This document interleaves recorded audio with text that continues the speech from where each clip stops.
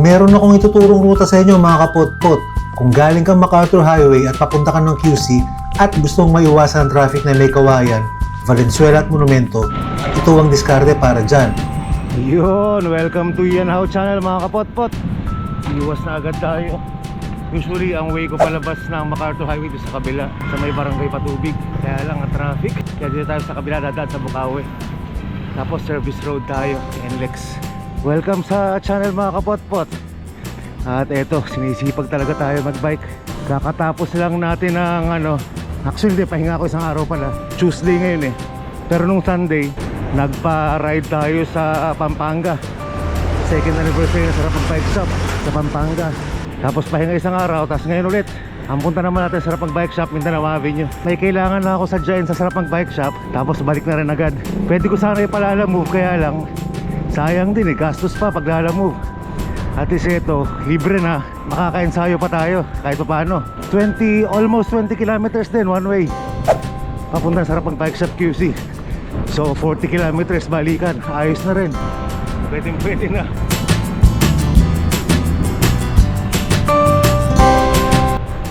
Galing Marilao, umikot lang tayo sa likod. Bukawi na to. Ito usual na ruta natin pagka nag-norte tayo. May tagusto ng Philippine Arena, shortcut. Pero ngayon, didiretsuhin lang natin hanggang MacArthur Highway tayo. Ay, hindi pala. Mali, pagdating lang ng NLEX, may service road nga pala ron, kakaliwa tayo. Ah, hindi. Ang gulo ko. Pwede na rin pala, diretsong natin, rekta NLEX na natin. Kasi pag nag-service road ako, malubak-lubak yung kalsada ron sa gilid ng NLEX. Yung sa may Mega World, tapos lalabas ako ng Patubig ulit. Tapos medyo masikip din yung traffic. Dito na lang pala tayo, dire-diretso na. At least dito wala masyadong traffic. Bilang bagong selta dito sa Marilao, Bulacan. Actually yung mga ruta na to sa looban, kaka-discover ko lang recently mula nung nalipat tayo dito. Dito tayo sa Duhat Elementary School. Itong nasa kaliwa natin. Ito, NLEX na to. Yung sa gilid niyan, may service road dyan eh, pabalik ng Patubig. Kaya lang yun nga, malubak dyan. Tsaka pagdating ng Patubig, matatraffic pa ulit tayo. Ang daan nun dyan, mag-U-turn dito pagbaba ng tulay. Yan, U-turn dyan, tapos doon na papunta yan sa service road. Ito naman, dire-diretso na to, tumbok na to, MacArthur Highway na agad. Tsaka parang mas mahaba kapag doon pa natin pinadaan, kasi babalik din naman ng MacArthur Highway yun.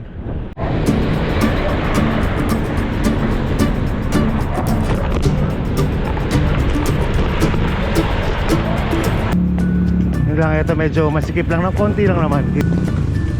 Pero andyan na yung MacArthur Highway, tanaw na. May bypass road doon sa kabila. Kaya lang ililingis ka niya ng bahagya rin. Kaya dito na lang.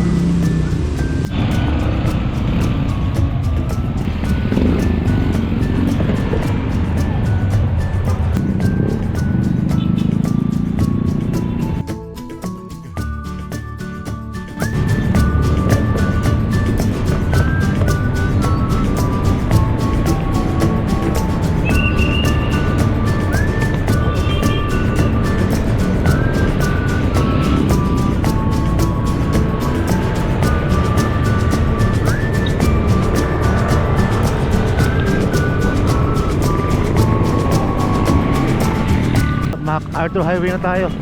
Pero hindi naman natin diretsuhin to. Ang tumbok na ito, Monumento. Pero pagdating ng SM Marilao, kakaliwa tayo ron, pabalik ng service road para NLEX ulit. Tapos tatagos tayong Valenzuela, tapos Mindanao Avenue.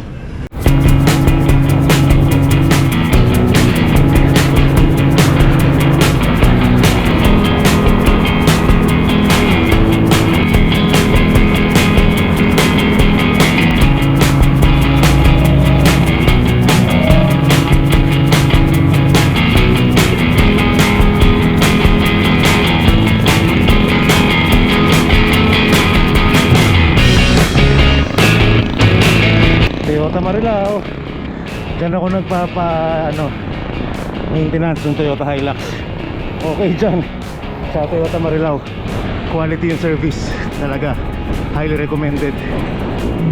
Kung hindi ako umiwas sa traffic kanina, or kung tinuloy natin yung ruta dun sa may service road, dito sana labas natin sa kanto na to, sa may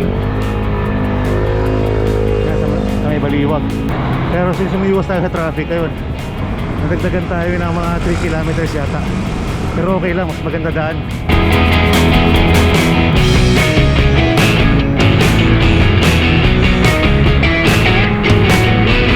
Buti na lang umaraw ngayon at nakapadyak tayo sa labas.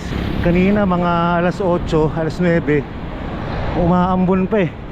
Mag-i-indoor trainer na sana ako, rollers. Kaya lang, mas gusto ko yung ganito, lumalayo. Kasi madali ako mainip sa indoor trainer. Dahil anong ka lang. Tsaka mas mahirap talaga yun. Wala kang free will dun eh. Walang pahinga, kailangan dire-diretso. Pero kung ensayo pag-uusapan, maganda yung pang-ensayo. Gitna na tayo sa tapat ng SM Marilao. Kakaliwa na tayo dyan bago mag-SM Marilao. Init na, siyong tayo, 10:36. Kapag kakaliwa ka dito sa SM Marilao, dapat doble ingat ka. Unang-una, kapag may kasabay kang kakaliwa, lalo na kung medyo malaki katulad itong truck na to, huwag mong sasabayan sa kaliwa. Huwag kang pupwesto sa gilid niya dahil blind spot yan. Siyempre, ang focus ng driver, yung incoming traffic. Baka maipit ka pa dyan. Pangalawa, dapat alerto ka rin. Tingin sa kaliwat kanan kasi bukod sa paparating ng mga sasakyan, baka may mga kamoting biglang lumusot sa kaliwa mo. Pangatlo, may lubak dyan sa likuna yan. Ingat kang huwag makagulong ng malaking bato at masimplang. Barangay Lias, itong papasukan natin. Ang tumbok nito, babalik tayong NLEX, tawid ulit ng NLEX, tapos service road na, dire-diretsong Valenzuela. Kung galing kang norte, tapos pauwi kang QC, mas okay na daan to kaysa dire-diretsuhin mo yung MacArthur Highway. Dadaan ka ng Karuhatan, Valenzuela. Ang traffic dun, lalo na bandang Valenzuela People's Park, BBB. Ito at least pag nasa service road ka, dire-diretso to. Ang labas mo sa Paso de Blas, tapos Mindanao Avenue.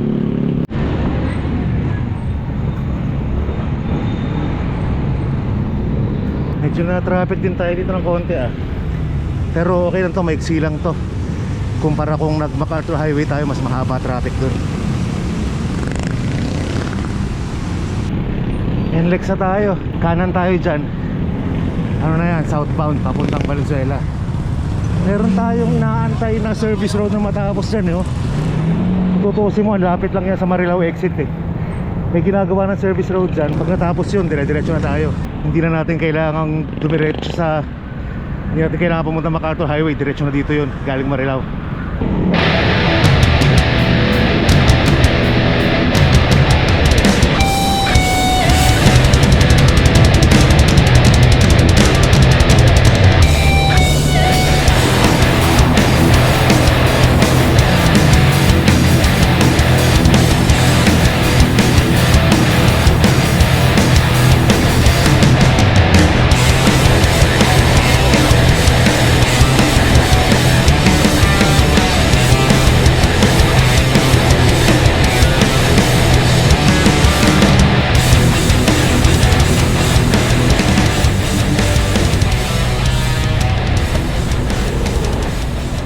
Actually, hindi pala natin didiretsuhin yung kahabaan ng service road.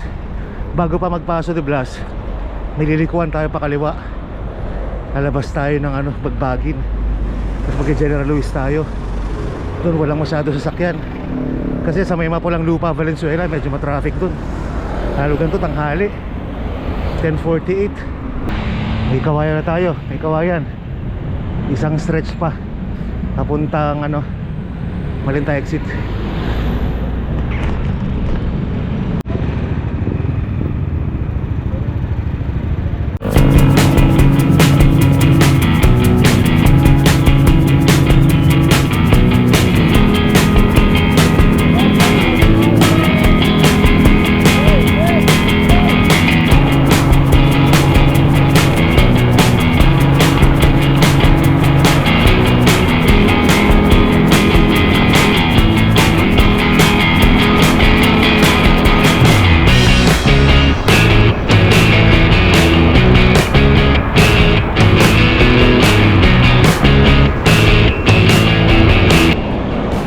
Sinasabi ko, diba, luwag. Kesa nag-MacArthur Highway tayo, dami natin hinto doon. Dito, solong-solo natin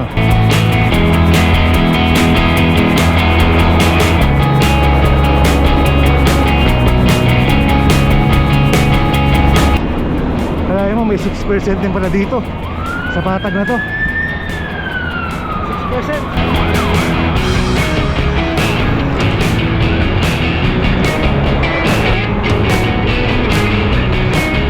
Ito na, dito na tayo kakaliwa. Sakto, yan ang buntot ng traffic eh.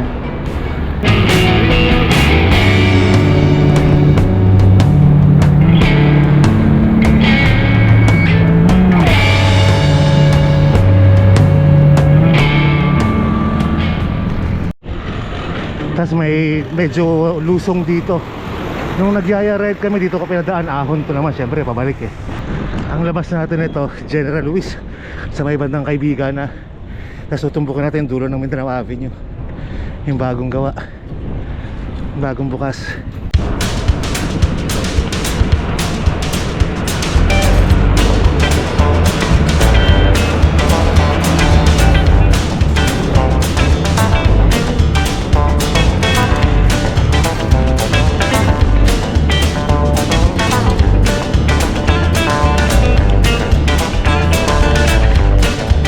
Yung kumanan lang tayo doon pagdating sa dulo. Tapos eto, tumbok na ito, General Luis na sa may AKC.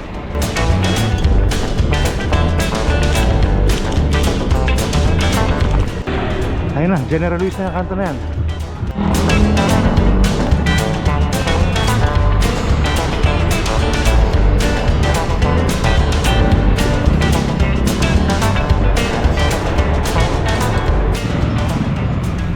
Ayun na, kakanan na tayo dito. Ito yung binuksan recently lang na dulo ng Mindanao Avenue. Pagkanan natin na ganyan, dire-diretso na yan. Mindanao Avenue, ang kabilang dulo nito Trinoma. So syempre along Mindanao Avenue, sarap mag bike shop. Sarap, walang traffic, di ba? Kita nyo, dire-diretso lang biyahe natin. Kaya rock music, pasok!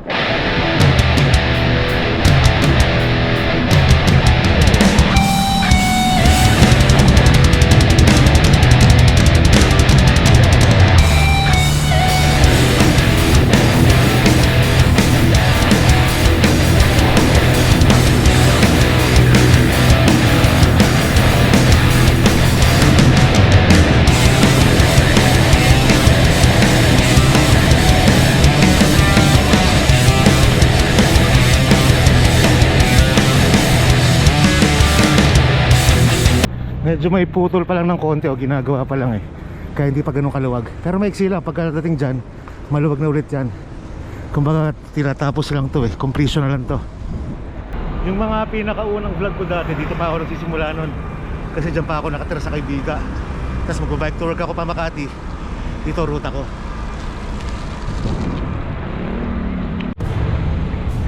Ayun lang, ito simula na ng traffic. Kasi may ginagawang flyover dyan eh, galing NLEX, patawid ng Quirino Highway yata, tsaka Fairview. Kaya sikip ang kalsada, traffic talaga.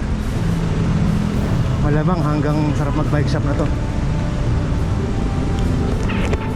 Isa rin itong dapat mong pag-ingatan pagdadaan ka dito sa Mindanao Avenue Extension, lalo sa part kung saan may ginagawang flyover.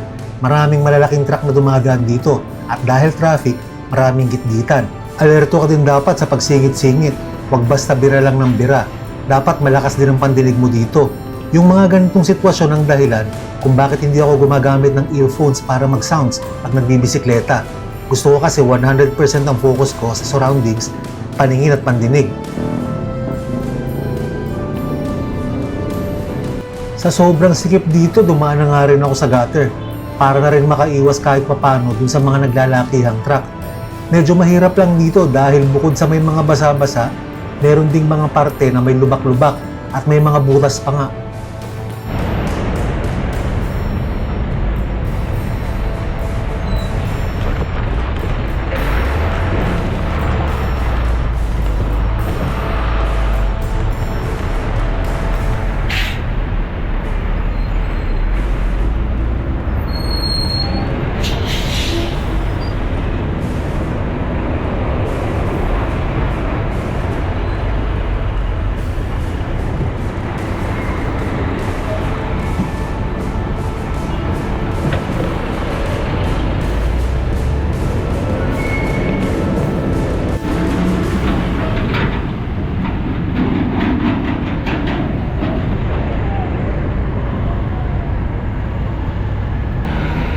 dyan yung flyover na ginagawa, kaya ang traffic.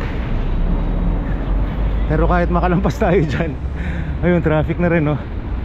Papuntang Sarap Mag Bike Shop. Pagkalampas sa may ginagawang flyover, may ahon dyan papuntang Quirino Highway. Kung mga 300 meters din siguro ang ahon.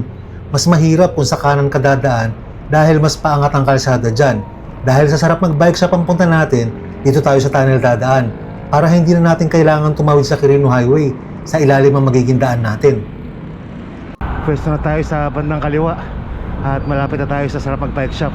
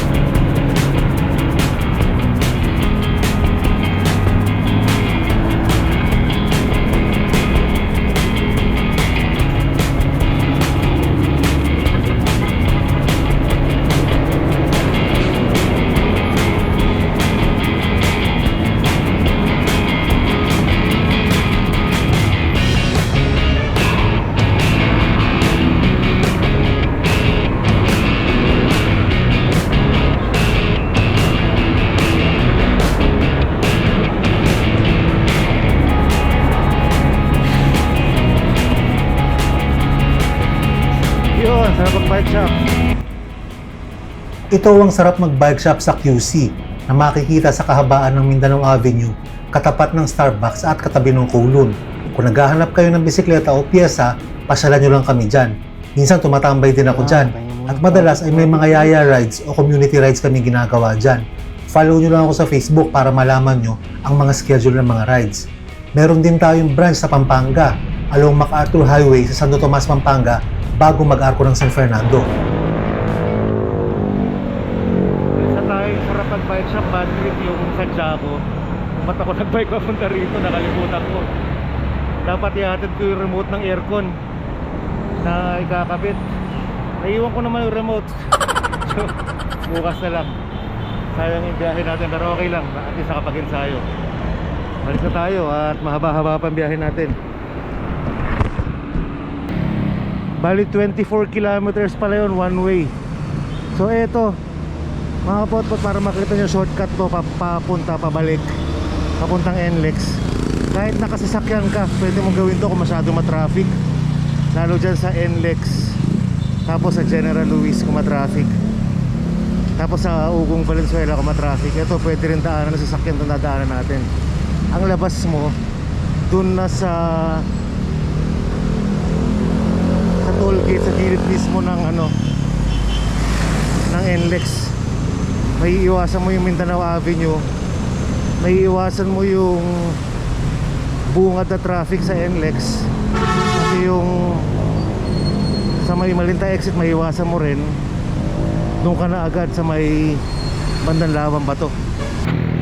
So yung ruta galing Mindanao Avenue, parang yung kanina lang, dire-diretso lang natin to hanggang pinakadulo sa General Luis, tapos kakaliwa tayo doon sa Kaibiga. Ang ganda na sana ng plano, kaya lang pag-check ko sa battery ko, palubat na. Tapos yung reserba ko, hindi ko pala nadala. Kaya hanggang dito na lang ang vlog natin, mga kapotpot. At huwag kakalimutan ang matandang kasabihan ng mga Kastila, ang mag-comment, mag-like at mag-subscribe ay suswertihin. Ang hindi mag-skip ng ads, mas lalong suswertihin. Hanggang sa muli, salamat.